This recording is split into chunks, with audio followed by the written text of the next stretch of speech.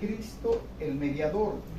Entonces, hermanos, hemos estado, en esta mañana vamos a continuar viendo, en mi entender, uno de los capítulos más preciosos acerca de la persona del Señor Jesucristo, de la obra que Él hace como mediador. Habíamos visto anteriormente los oficios que Él tenía como mediador, los oficios de sacerdote, los oficios de rey y los oficios de profeta.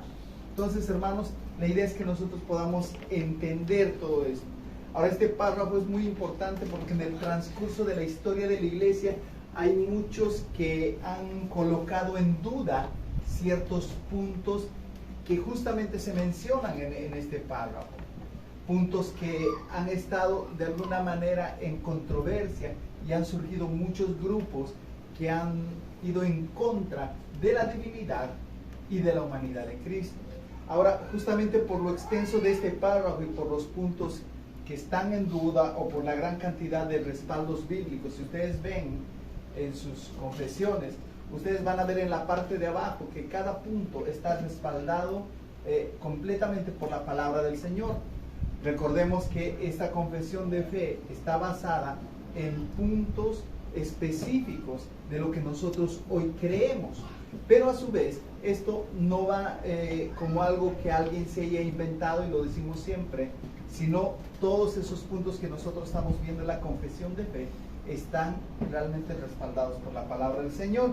Así que tomaremos algunos de estos versículos para soportar, para ponerlos como soporte a las afirmaciones que los escritores de la confesión hicieron.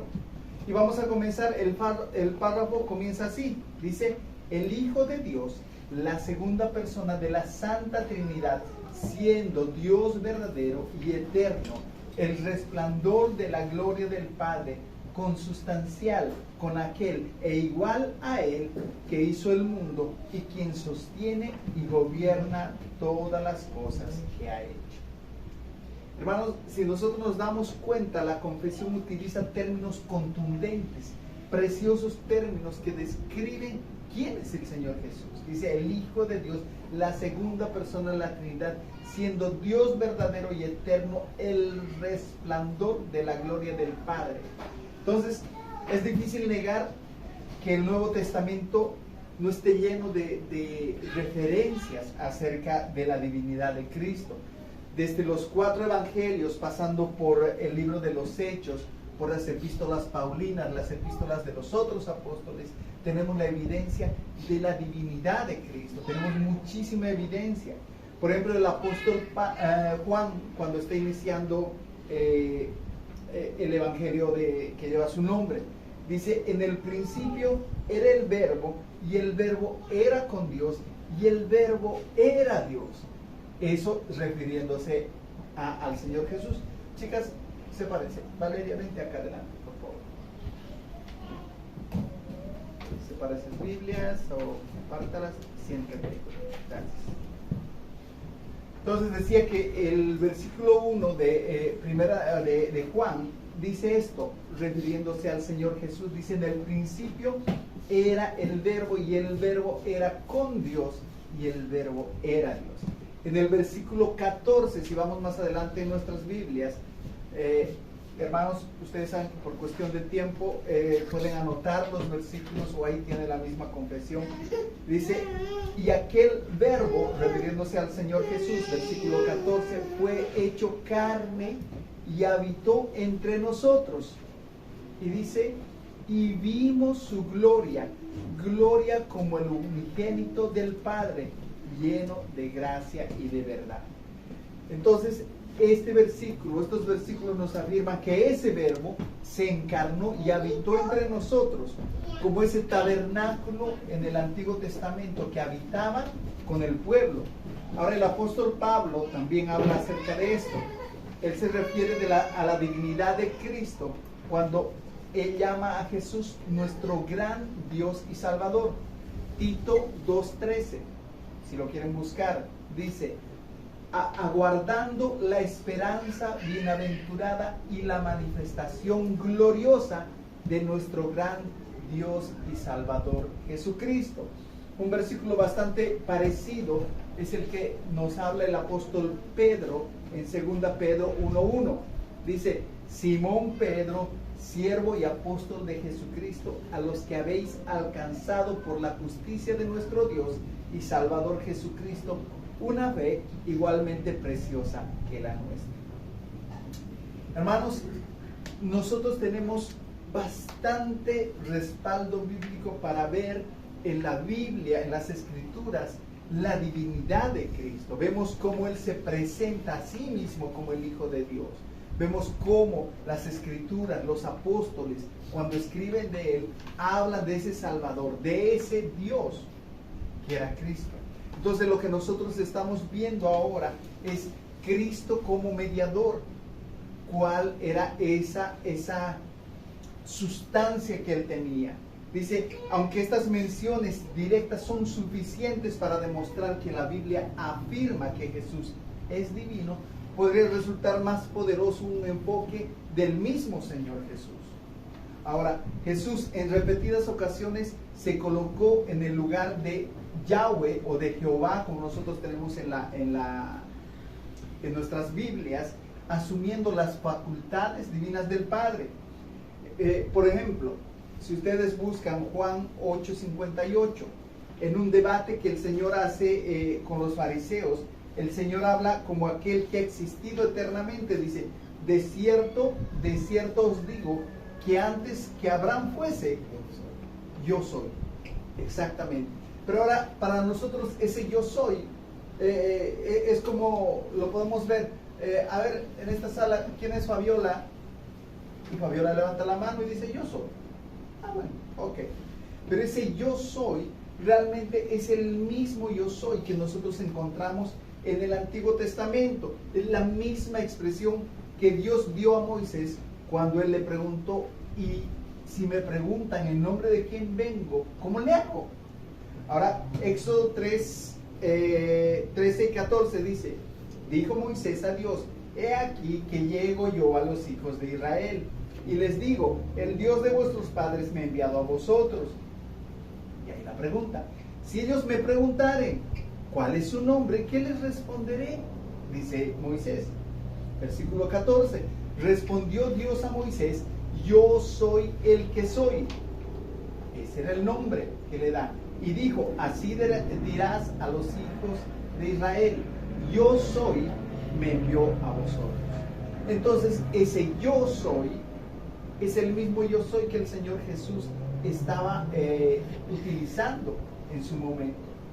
Ahora, yo soy el que soy, dice. Yo soy antes de Abraham, antes de que Abraham fuese, yo soy. Y eso quiere decir que él era el Dios eterno. La segunda, como dice la confesión de fe, la segunda persona de la Trinidad. Ahora, a menudo él estuvo haciendo y diciendo cosas que solo Dios tenía la capacidad y la posibilidad de decir. Ahora, si nosotros volvemos a este contexto, cuando el Señor Jesús dice, yo soy, entonces en muchos lugares de la Biblia vemos como incluso el sumo sacerdote se rasga las vestiduras, porque en la cultura judía, el hacerse igual a Dios o decir que uno es hijo de Dios, esto era una blasfemia. Pero solo Jesús tenía esa autoridad para decir, yo soy. Yo soy el Hijo de Dios, yo soy Dios mismo encarnado. Jesús también se refirió a sí mismo en diferentes maneras en las cuales él insinuó su deidad. Algunos de estos casos nos proporcionan una prueba mucho más contundente del autoentendimiento que mostraba el Señor Jesús para el resto. En Marcos 14 Jesús está acusado en un juicio delante del sumo sacerdote, lo que les decía. Dice, el sumo sacerdote le volvió a preguntar y le dijo, ¿eres tú el Cristo, el Hijo del Dios viviente? Y Jesús le dijo, yo soy. Y veréis al Hijo del Hombre sentado a la diestra del poder de Dios y viniendo en las nubes en el cielo. Eso está en Marcos 14, 61 y 62, para los que están anotando. Entonces, nosotros vemos cómo el Señor Jesús hace esto, y luego más adelante dice que el sumo sacerdote justamente se rasga las vestiduras y lo acusa de blasfemia. Pero el Señor Jesús vemos que tenía toda la autoridad para decir esto, porque realmente era el Hijo de Dios, realmente era quien decía el que era. Ahora, después de esta exposición tan clara de la confesión de fe, cuando hace el énfasis de quién es Jesús, quién es la persona de Jesús, esa parte divina que nosotros conocemos de Cristo, nosotros podemos entender cuál era el propósito en ese tiempo también. Porque la iglesia, como les digo, desde los primeros siglos fue atacada la persona de Cristo, fue atacada esta verdad de que Cristo fuera Dios. Muchos decían que Cristo era Dios, pero no era hombre. Muchos decían que sí tenía similitud de hombre, pero no era Dios, que era una creación, la primera creación. Esta fue una de las causas. ¿Por qué? Porque se hicieron credos en muchos tiempos de la historia, en muchos espacios de la historia, para defender estas cosas. Entonces, hermanos, el capítulo, la confesión sigue diciendo, cuando llegó la plenitud del tiempo. Entonces, no solo nos está mostrando que Dios se hizo carne, sino que esto tenía un tiempo determinado. Dice que se refiere al tiempo de la encarnación, y el pasaje fundamental en que este se soporta es en Gálatas 4:4, que dice: pero cuando vino el cumplimiento del tiempo, Dios envió a su Hijo, nacido de mujer y nacido bajo la ley.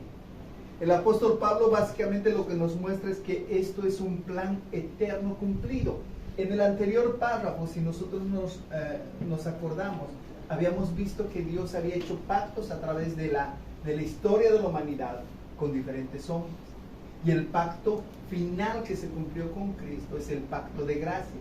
Pero nosotros habíamos hablado de un pacto de redención, que es un pacto que se hizo allá en la eternidad, entre la Trinidad. ¿Para qué? Para que hubiera un tiempo en el que Cristo viniera a la tierra a salvar a esta humanidad.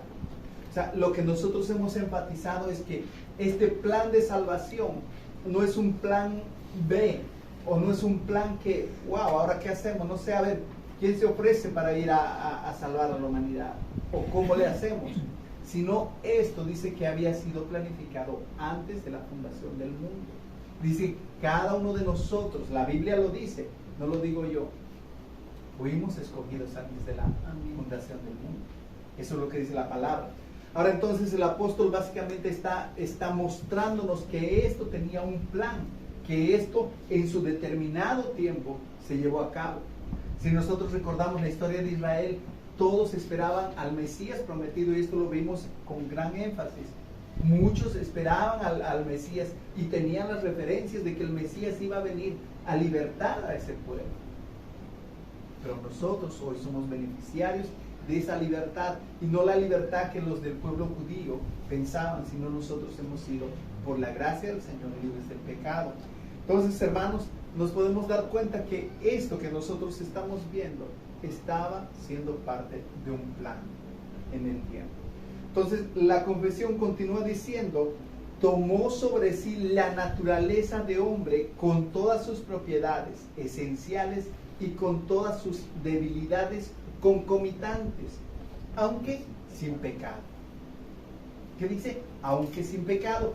Hermanos, algo que para nosotros debe estar claro como cristianos: Jesucristo es 100% Dios y 100% hombre. Este es un misterio, esto es algo que realmente en nuestro cerebro muchas veces no puede caber, y realmente necesitamos la ayuda del Espíritu Santo para que esto pueda ser revelado en nuestras vidas. Esta es una verdad divina que sobrepasa cualquier sabiduría humana. Cuando hablamos de la persona de Cristo, siempre debemos tener en mente esta imagen de que Él fue 100%, no fue, es 100% Dios y es 100% hombre.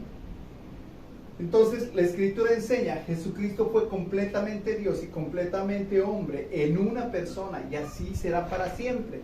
Una gran prueba del origen divino del cristianismo es que la doctrina trasciende la razón humana.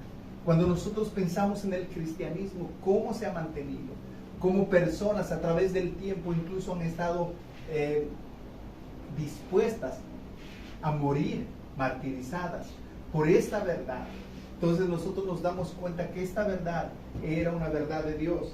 Sin embargo, aunque tales doctrinas trascienden la razón humana, aún el día de hoy la persona de Cristo puede ser motivo de controversias. A través de la historia se han visto las controversias. Mucha gente agarra y dice, no, pero Cristo era un hombre más. Era alguien que, bueno, vino, cumplió un propósito, pero nada más. O cuando vemos y escuchamos, porque el Hijo del Hombre, dice el mismo Señor Jesús en muchas ocasiones, escuchamos y decimos, ve, él está afirmando que realmente era hombre, no era Dios. Entonces, a través de la historia ha habido mucha controversia al respecto. Entonces, en los primeros años de la iglesia, esta verdad fue atacada. Por ejemplo, había dos grupos que eran los arianos y los docetas. Los arianos venían de este hombre que estudiamos en algún momento en la historia de la iglesia, que era Arrio. Entonces, los arianos creían que Jesucristo era hombre, pero no completamente Dios. Mientras que los docetas creían que Jesucristo era Dios y que solo parecía hombre. Tenía cierta apariencia de hombre, pero no era realmente hombre. La iglesia cristiana, y esto es importante, respondió a ambas herejías con lo que hoy se conoce como el credo de Calcedonia. Habíamos visto, cuando vimos la historia de la iglesia, habíamos visto, digamos, de pasada esto que eran los credos. Y este credo dice lo siguiente, y se los voy a leer textualmente, dice: el Señor Jesucristo, el mismo perfecto en deidad y también perfecto en humanidad, verdadero Dios y verdadero hombre, de cuerpo y alma racional, consustancial o coexistente con el Padre de acuerdo a la deidad y consustancial con nosotros de acuerdo a la humanidad, en todas las cosas como nosotros, sin pecado, engendrado del Padre antes de todas las edades, de acuerdo a la deidad, y en estos postreros días para nosotros, por nuestra salvación, nacido de la Virgen María, de acuerdo a la humanidad, uno y él mismo, Cristo, Hijo, Señor, unigénito, para ser reconocido en dos naturalezas inconfundibles, incambiables, indivisibles, inseparables, por ningún medio de distinción de naturalezas desaparece por la unión, más bien es preservada en propiedad de cada naturaleza y concurrente de una persona y una sustancia, no partida ni dividida en dos personas, sino uno y el mismo Hijo y unigénito de Dios, la palabra que es el Señor Jesucristo. Entonces, hermanos, recordemos que los credos fueron escritos en respuesta a herejías que estaban surgiendo en su momento. Y esta respuesta es contundente y nos muestra cómo es Cristo alguien que puede tener dos sustancias en su vida, en su propio ser. Nos dice que Él es Dios al 100% y es hombre al 100%. Desde entonces la iglesia cristiana ha confesado universalmente tanto la deidad de Jesucristo como su humanidad. Entonces, esto es importante que nosotros lo podamos entender, porque no simplemente cuando nos pregunten quién es Jesucristo, no simplemente podemos pensar en el Hijo de Dios como tal, sino debemos pensar en las dos naturalezas que eran necesarias para nuestra salvación, y lo vamos a ir viendo. Hace rato citábamos las palabras de Jesús frente al sumo sacerdote en Marcos 14. El sumo sacerdote le volvió a preguntar y le dijo: ¿eres tú el Cristo, el Hijo del Dios viviente? Y Jesús le dijo: yo soy, y veréis al Hijo, y esta es la parte que quiero resaltar, y veréis al Hijo del Hombre sentado a la diestra del poder de Dios y viniendo en las nubes del cielo. Esto lo dice el Señor Jesús con su boca, pero aquí Jesús está refiriéndose a una profecía que en el libro de Daniel, en el Antiguo Testamento, ya el profeta Daniel había escrito. Entonces lo que el profeta está diciendo, estas palabras que el profeta, o el Señor Jesús está diciendo, estas palabras que el profeta ha escrito hace tantos años se refieren a mí. Yo soy el cumplimiento de esto. El versículo exactamente está en Daniel 7, 13 al 14. Dice: miraba yo en la visión de la noche, y he aquí con las nubes del cielo venía uno como el Hijo de Hombre, que vino hasta el anciano de días, y le hicieron acercarse delante de él. Y le fue dado dominio, gloria y reino, para que todos los pueblos, naciones y lenguas le sirvieran. Su dominio es dominio eterno, que nunca pasará, y su reino uno de los que no será destruido. Entonces, el profeta Daniel había tenido esta visión, esta profecía, y el Señor Jesús estaba hablando de que el cumplimiento de esa profecía era Él.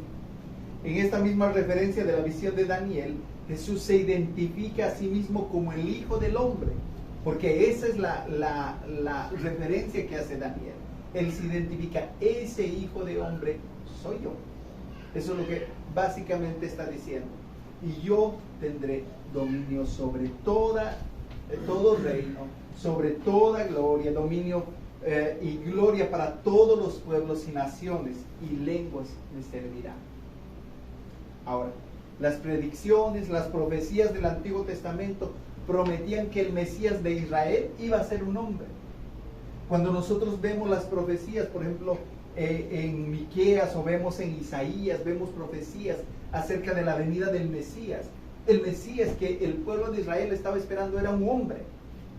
No era un ángel, no era un ser divino que se aparecía en las nubes, sino era un hombre. Por lo mismo, este plan se dio a cabo con la llegada de Cristo a esta tierra. Entonces, hermanos, nos damos cuenta que no fueron simplemente sus discípulos u otras personas que pudieron dar fe o describir a Jesús como un hombre, sino Él mismo se describe. Jesús mismo pensó y habló de sí mismo como un hombre. Juan 8, 39 al 40 dice: respondieron y le dijeron: nuestro padre es Abraham. Jesús les dijo: si fueseis hijos de Abraham, las obras de Abraham haríais, pero ahora procuráis matarme a mí. Y fíjense lo que dice: hombre, que os he hablado la verdad, la cual he oído de Dios. ¿Y no hizo esto mismo Abraham?, dice el Señor. Ahora, de hecho, esa designación es una de las designaciones favoritas del Señor Jesús. Él se describía a sí mismo como el Hijo del Hombre. Y este título nosotros lo podemos encontrar en los evangelios, en los 3 evangelios sinópticos, Mateo, Marcos y Lucas, 88 veces, refiriéndose al mismo Señor Jesús, a sí mismo como el Hijo del Hombre. Hay versículos que dicen, por ejemplo, el Hijo del Hombre, del Hijo del Hombre es el día de reposo. En otra ocasión afirmó: el Hijo del Hombre vino a buscar y a salvar lo que se había perdido. ¿Quién tiene el poder de salvar? Solo Dios. ¿Quién tiene el poder de rescatarnos de esa perdición? Solo Dios. Jesucristo en su obra como hombre. Jesús se atribuyó claramente el título y enseñó, por ejemplo, en Mateo 25, 31 y 32, dice: cuando el Hijo del Hombre venga en gloria y todos los santos ángeles con él, entonces se sentará en el trono de gloria, y serán reunidas delante de él todas las naciones, y apartará a los unos de los otros, como aparta el pastor las ovejas de los cabritos. Y el Señor Jesús en estos versículos se está refiriendo a la segunda venida que Él tendrá. Pero aún así se refiere como el Hijo del Hombre. En otros lugares Jesús enseñó que el Hijo del Hombre finalmente juzgará a la humanidad, y de Él depende el destino eterno de cada uno de nosotros. Jesús no solo aparenta ser un ser humano, Él era totalmente hombre. Debemos recordar que si hubiéramos vivido en el tiempo de Jesús, nosotros si lo viéramos a la distancia y no lo conociéramos, por supuesto que lo identificaríamos como un hombre. Él no andaba levitando, él caminaba. Él no andaba resplandeciendo como un ente extraterrestre, era igual como cada uno de nosotros. Entonces, hermanos, la Biblia nos habla de que Cristo vino aquí como hombre. Las frecuentes afirmaciones bíblicas de que Él poseía un cuerpo real contradicen cualquier error que se haya levantado a través de la historia. Y esto debe ser importante para cada uno de nosotros. Ahora vamos a ver rasgos de lo que nosotros podemos ver. Por ejemplo, nosotros, si recordamos el tiempo en el que el Señor Jesús iba a ser crucificado, nosotros vemos en el huerto de Getsemaní al Señor orando, y lo vimos hace un tiempo en detalle. ¿Se acuerdan cómo estaba? Dice que Él oraba y le pedía al Señor, dice que su alma estaba angustiada. Primero, Él habla del alma del Señor. Y solo una persona puede angustiarse. Si Dios estaba plenamente en su papel de Dios y no tenía nada de humano, Él no tenía por qué angustiarse. Dice que Él estaba sufriendo y el sufrimiento le había producido, dice que grandes gotas, dice, como de sangre, dice la Biblia. Y esto está comprobado científicamente, que cuando uno está en mucha presión puede transpirar sangre. Entonces, hermanos, la muerte del Señor Jesús da, por supuesto, claramente razón a que Él era humano, que dice que entregó su espíritu. Dice, la última frase que nosotros vemos es que Él entregó su espíritu. Simplemente es una persona la que puede entregar su espíritu. La muerte, nosotros, según la Biblia, la podemos definir como la separación del alma y el cuerpo. Esto está en Santiago 2:26. Eso es lo que nos dice. La muerte de Jesús nos muestra esto. Esta verdad queda también ilustrada en el hecho de que Jesús poseía una voluntad humana.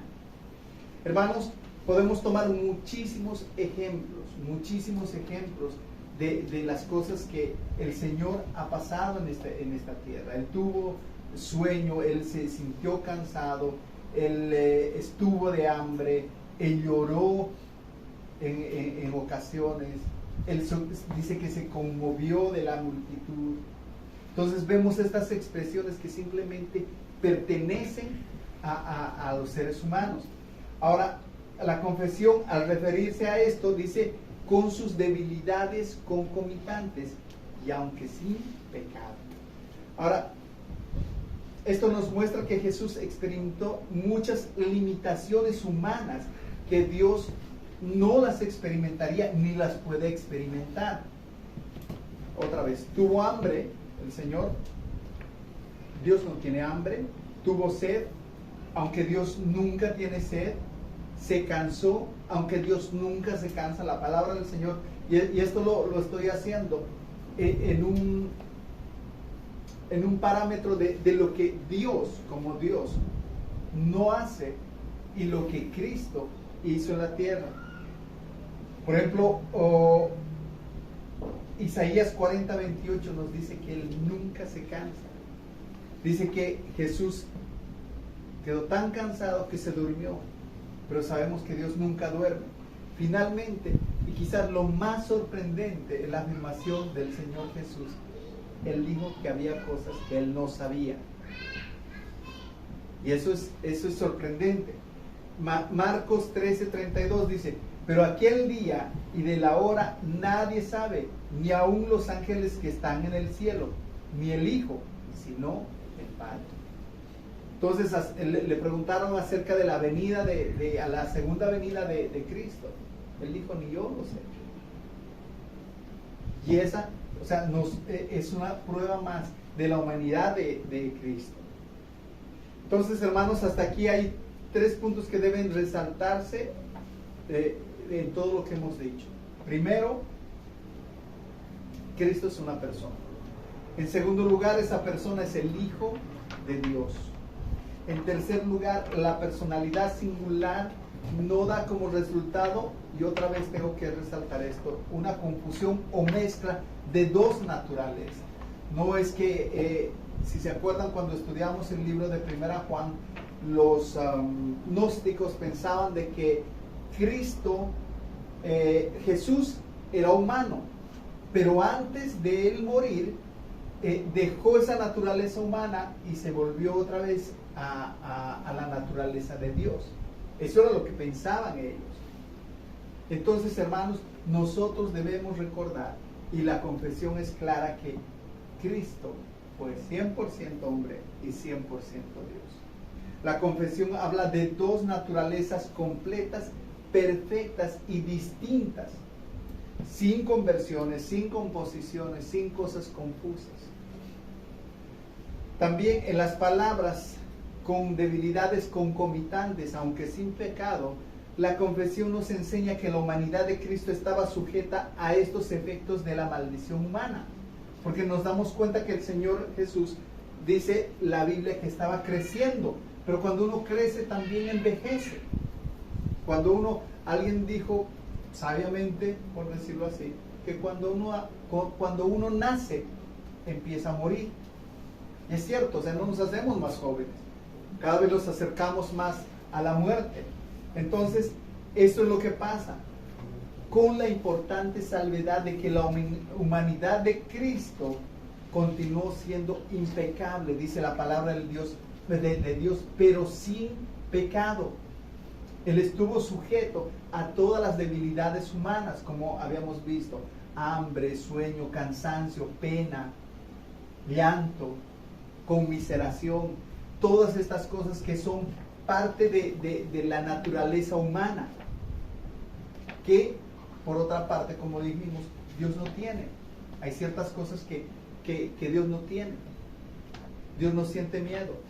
Pero cuando nosotros vemos a Jesús otra vez en el huerto de Getsemaní, Él realmente sentía un temor por lo que iba a pasar. Él sabía lo que iba a pasar.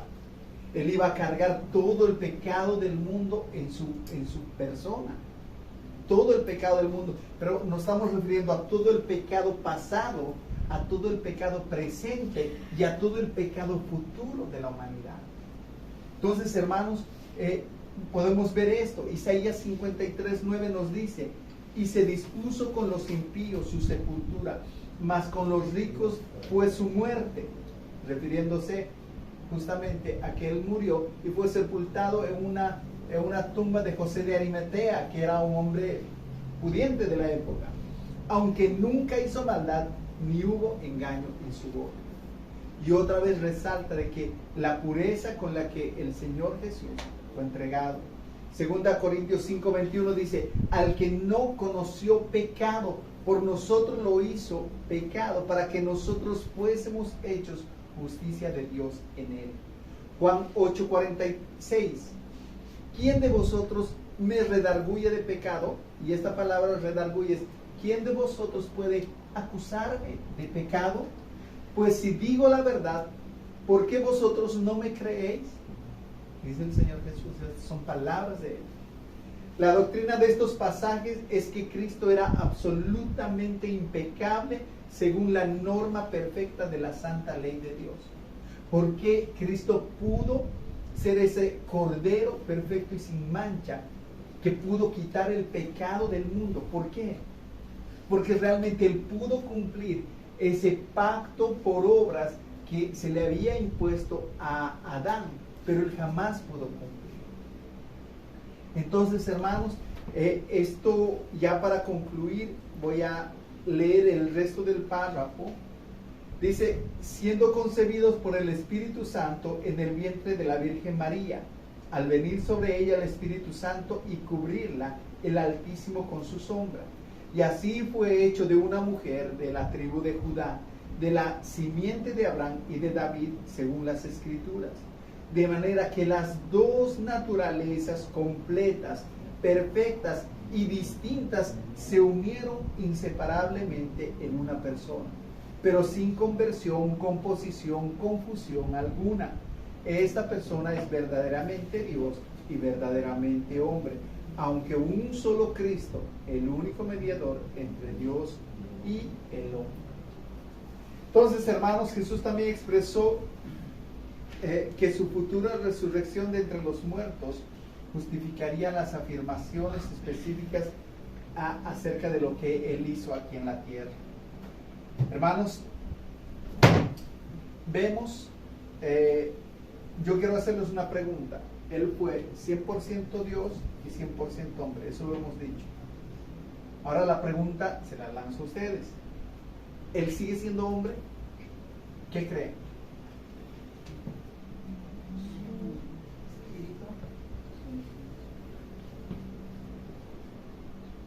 ¿Sigue teniendo la naturaleza de hombre? No. ¿Cuántos dicen que sí, hermanos? Que subió al Padre.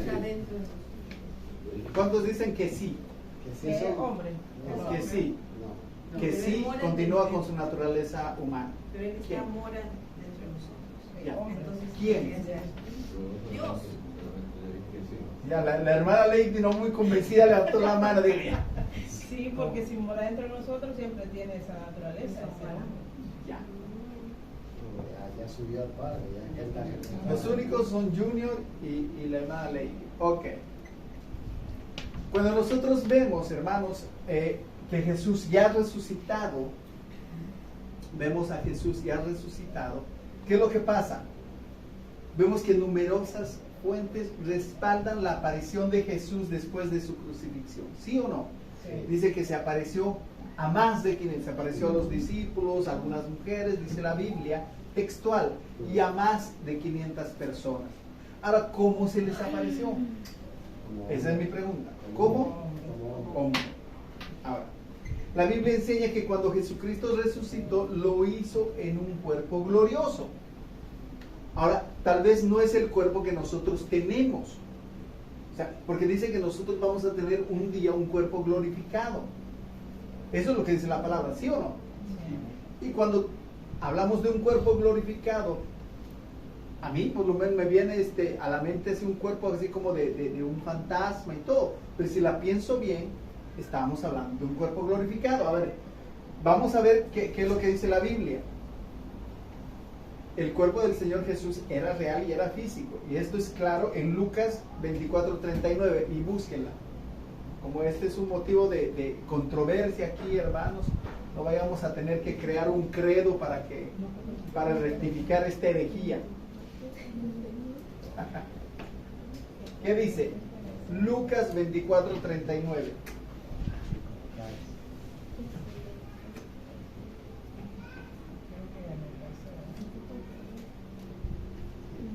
Alguien, un hermano que tenga una voz profunda y melodiosa.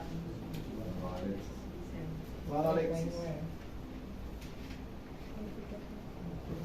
No, quien lo encuentre. Ajá. Mirad mis manos y mis pies, que yo mismo soy. Palpad y ved, porque un espíritu no tiene carne ni huesos, como veis que yo tengo. ¿Qué está diciendo? A ver, otra vez, yo se lo voy a leer en otra versión. Miren mis manos y mis pies, que yo mismo soy. Tóquenme y vean, porque un espíritu no tiene carne ni huesos como ustedes ven que yo tengo. Ahora el misterio. Pero vemos que si nosotros, Milagros, ¿puedes leer un poquito más atrás? Bueno, dice, Cuando... dice que yo mismo soy. Palpad y ved. Ya no, un poco más atrás, cuando se les aparece. A ver, déjame buscar. 22. ¿Cuánto? El 22 sería, ¿no? A ver, hermano. Versículo. ¿No? Ah, no, mira.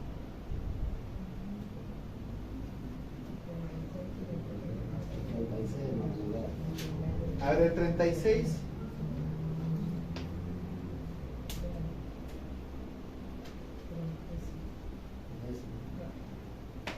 Mientras ellos aún hablaban de estas cosas, Jesús se puso en medio de ellos y les dijo: paz a vosotros. ¿Será? Sí. Mm. Sí. A ver, El 36. ya. El 35, a ver, hermanos, perdón. ¿Qué dice?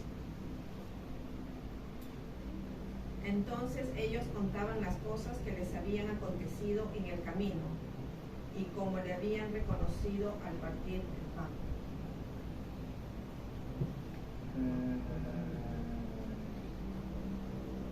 No se dan cuenta de cierta, ¿no? A ver, entonces ellos, espantados, asombrados, pensaban El que 37. veía. Ya, el 37 dice: entonces ellos, espantados y asombrados, pensaban que veían un espíritu. Mas él les dice: ¿por qué os turbáis? Y suben pensamientos a vuestros corazones. Mirad mis manos. Perfecto. Esto era, hermano. Entonces dice que ellos pensaban que estaban viendo un espíritu. Entonces nosotros vemos que Cristo tenía un cuerpo glorificado, pero tal vez no como el cuerpo que nosotros tenemos. Pero el mismo Señor dice: a ver, fíjense, soy yo mismo. Un espíritu no puede tener huesos como yo tengo. Eso es lo que está diciendo el Señor Jesús. Ahora hay otra ocasión donde están reunidos con Tomás, no sé si se acuerdan, no lo tengo anotado el pasaje, pero están reunidos y dice: si yo no lo veo, no creo, dice. Entonces el Señor Jesús se les aparece, dice, estando la puerta cerrada, se les aparece. ¿Y qué les dice? ¿Qué le dice a Tomás? ¿Qué le dice a Tomás? Mira mis manos. Mira mis manos. Mete tu dedo a los huecos de mis manos. Mete tu mano aquí al costado. Eso es lo que dice el Señor Jesús. Pero imagínense cómo hubiese sido si el Señor le hubiese dicho: mete tus manos aquí a los huecos de mis manos. Y si era un espíritu, la mano entera hubiese pasado. ¿Sí o no? ¿Tiene lógica esto o no? No lo hubiese podido tocar. No lo hubiesen podido tocar. Ahora, esta idea está reforzada en 4 versículos después, de donde Jesucristo dice que, más allá, 4 versículos después, el versículo, a ver, denme un segundo. Entonces, presentar, me pongo delante de ellos.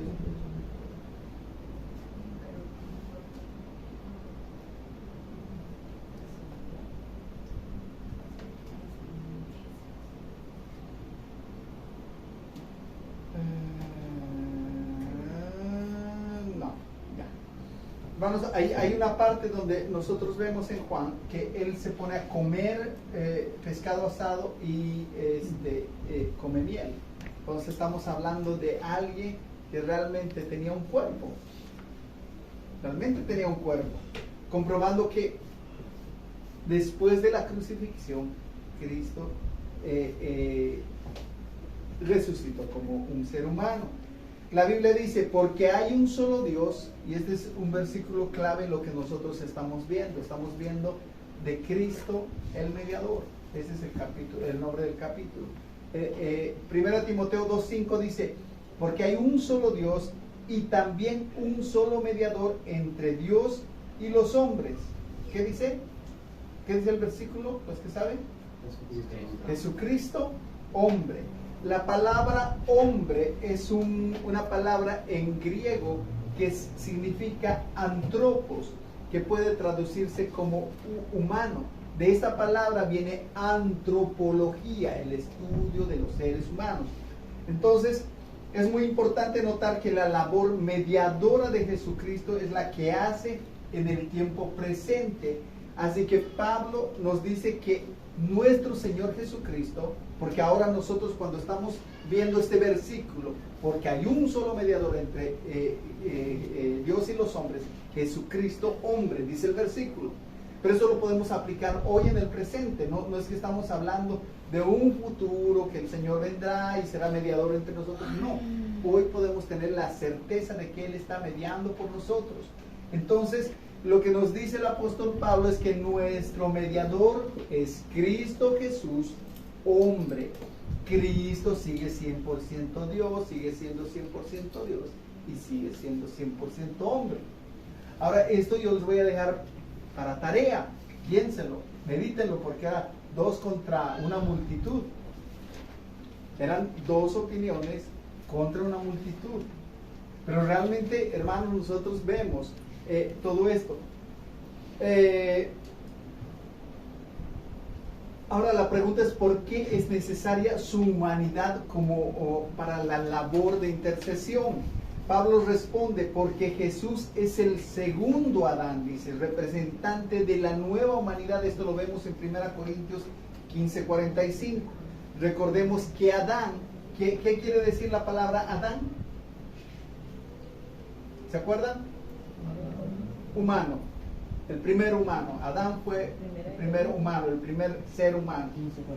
El autor de Hebreos expande esta respuesta. Hebreos 2:17 dice: por tanto tenía que ser hecho semejante a sus hermanos en todo, a fin de que llegara a ser un misericordioso y fiel sumo sacerdote en las cosas que a Dios atañen, para hacer propiciación por los pecados del pueblo. Entonces, al seguir siendo humano, Jesucristo hace la labor de intercesión y mediación por nosotros, no solamente al ser nuestro Señor y Salvador, sino también al identificarse con cada uno de nosotros. Dice: porque no tenemos un sumo sacerdote que no pueda compadecerse de nuestras flaquezas, sino uno que ha sido tentado en todo como nosotros, pero sin pecado. Entonces, hermanos, nosotros debemos entender que lo importante de todo esto es que la obra maravillosa que hizo Cristo en la cruz del Calvario tiene vigencia al día de hoy. Y Él es ese sumo sacerdote, como dice Hebreos, que hoy puede compadecerse. ¿Por qué? Por la naturaleza de humanidad. 100% Dios y 100% hombre. Amén. ¿Alguna pregunta, alguna duda, alguna queja? ¿Algo que les haya quedado claro?